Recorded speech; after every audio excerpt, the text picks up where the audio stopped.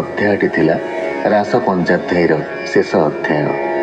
ରାସଲୀଳା ଅନୁଷ୍ଠିତ। ଯେତେ ଗୋପୀ ସେତେ କୃଷ୍ଣ ମୂର୍ତ୍ତିରେ ଭଗବାନ ଆବିର୍ଭୂତ ହୋଇଛନ୍ତି। ପ୍ରତି ଶ୍ରୀକୃଷ୍ଣ ପ୍ରତି ଗୋପୀ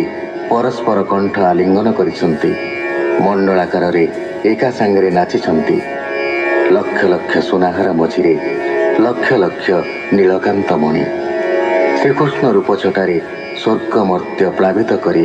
ରାସ ମହୋତ୍ସବ କରିଛନ୍ତି। ଶେଷକୁ ସୈକତ ଲୀଳା ପରେ ଜଳ କ୍ରୀଡ଼ା ଅନୁଷ୍ଠିତ ହୋଇଛି। ପରୀକ୍ଷିତ ଉବାଚ ଭୋ ମୁନି ଅସମ୍ଭବ ବାଣୀ ସଂଶୟ ଲାଗିଲା ତ ଶୁଣି ମନୁଷ୍ୟ ଅଂଶେ ଜାତ ହୋଇ ଅଖିଳ ବ୍ରହ୍ମାଣ୍ଡ ଗୋସାଇଁ ଅଧର୍ମ ନାଶିବାର ଆସେ ଜାତ ହୋଇଲେ ଯଦୁ ବଂଶେ ଧର୍ମ ପାଳକ ନର ହରି ସେ କିମ୍ପା ଅଧର୍ମ ଆଚରି ଜଗତ ଜନ ଗୁରୁ ପିତା ନୀତି ଅନୀତି ଅଧିଷ୍ଠାତା ଯା ନାମ ମୁକତି ପସରା ସେ କିମ୍ପା କଲେ ପରଦାରା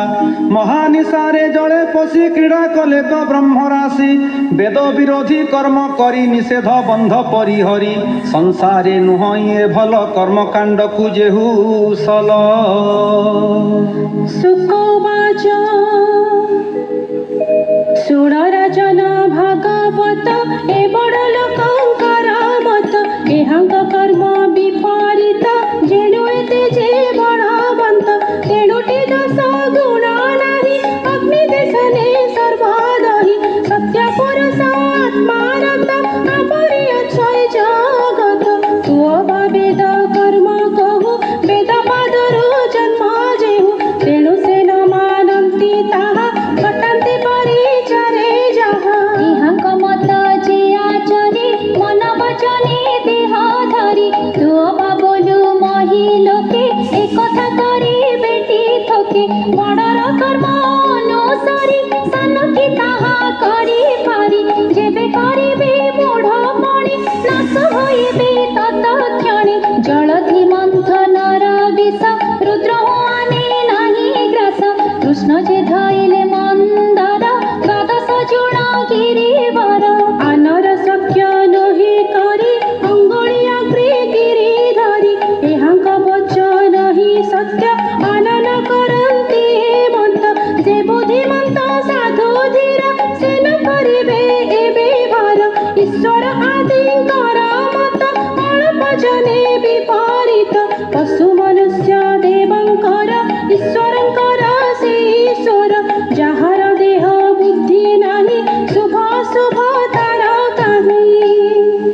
ଯାହାର ପାଦ ପଦ୍ମ ଧୂଳି ଆନନ୍ଦ ହୋଇ ଶିରେ ବୋଳି ନିଶ୍ଚଳ ଯୋଗେ ଶ୍ରମ କରି କର୍ମ ନାଶନ୍ତି ବ୍ରହ୍ମଚାରୀ ଯାହାର ପଦ୍ମ ପାଦ ପାରି ଆନନ୍ଦେ ଶିବ ଶିରେ ଧରି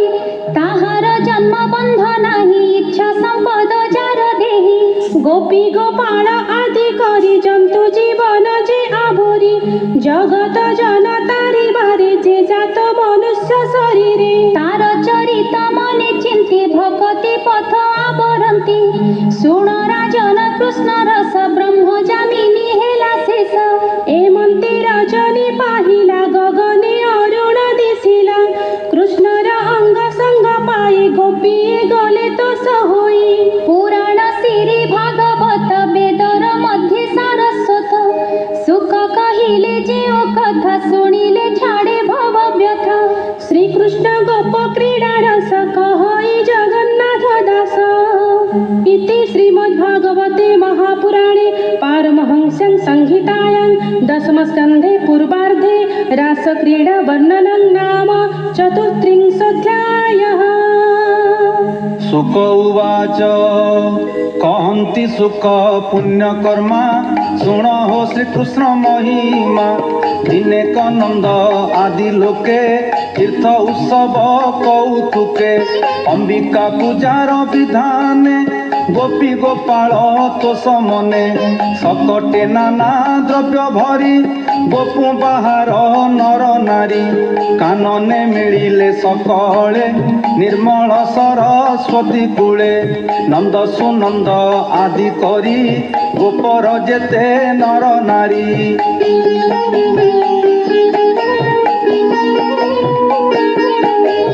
ରଜନୀ ଘୋର ଅନ୍ଧକାର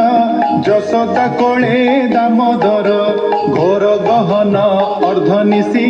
ସର୍ପେ ମିଳିଲା ତହିଁ ଆସି କେହି ନ ଦେଖିଲେ ନୟନେ ମିଳିଲା ନନ୍ଦର ଶୟନେ ମୁଖ ବିସ୍ତାରୀ ମହାକାଏ କୋପେ ଗିଳିଲା କଣ୍ଠ ଯାଏ ସର୍ପ ଉଦରେ ଥାଇ ନନ୍ଦ ବିକଳେ ଡାକଇ ଗୋବିନ୍ଦ ହେ କୃଷ୍ଣ ସର୍ପ ବଳିଆର ଗିଳିଲା ମୋହର ଶରୀର।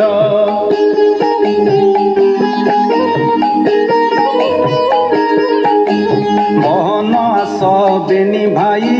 ପିତା ତୁମ୍ଭର ନାଶ ଯାଇ ନନ୍ଦର ଦେଖିଣ ବିକଳ ଗୋପାଳେ ପାଡ଼ନ୍ତି ଚହଳ ଉଠି ଧାଇଁଲେ ଧାତିକାରେ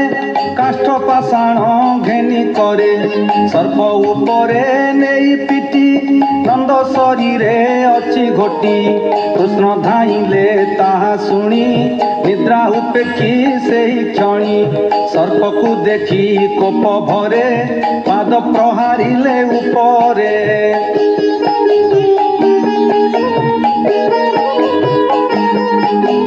କୃଷ୍ଣର ଲାଗି ଶ୍ରୀପୟର ପ୍ରାଣ ଛାଡ଼ିଲା ଅଜଗର ତକ୍ଷଣେ ନିଜ ରୂପ ହୋଇ ତେଜେ ବିରାଜେ ବନ ଭୂଇଁ ଦିବ୍ୟ ପୁରୁଷ ଅବତାର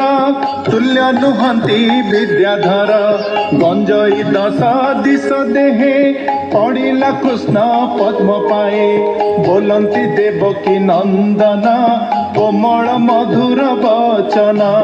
ଏତ ଅଟଇ ବିପରୀତ ସର୍ପ ଉଦରୁ ତୋର ଜାତ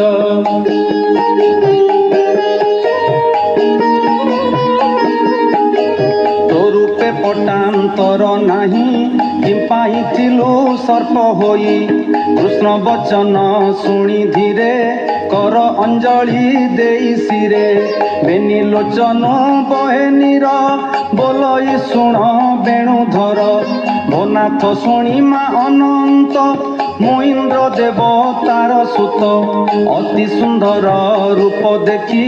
ପିତା ମୋ ନାମ ଉପଲକ୍ଷୀ ରୂପେ ମୋହିଲି ତିନି ପୁର ସୁଦର୍ଶନ ନାମ ମୋର ଶୁଣି ମା ପ୍ରଭୁ ଦାସରଥୀ ଗର୍ବେ ହୋଇଲି ମୂଢ଼ମତି ଦିନେ କବସି ମୁହିଁ ରଥେ ଗମନ କଲି ଶୂନ୍ୟ ପଥେ।